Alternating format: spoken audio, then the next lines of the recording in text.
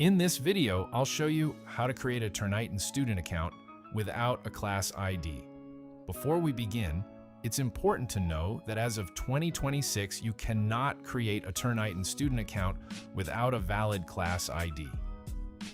Turnitin is designed to be used through schools, colleges, and universities. Students can only create an account after being enrolled in a class by their instructor. The easiest and official way to get access is to ask your instructor for the Class 1D and enrollment key. Once you receive these details, go to the Turnitin sign-up page, create your student account, and join the class using the provided information. If your school supports it, you may also have access to Turnitin Draft Coach. This tool works with Microsoft Word and Google Docs, allowing you to check your writing for similarity and citations without joining a Turnitin class directly. Another option is to contact your university's library or IT department. Some institutions automatically provide Turnitin access through your academic email account or learning management system.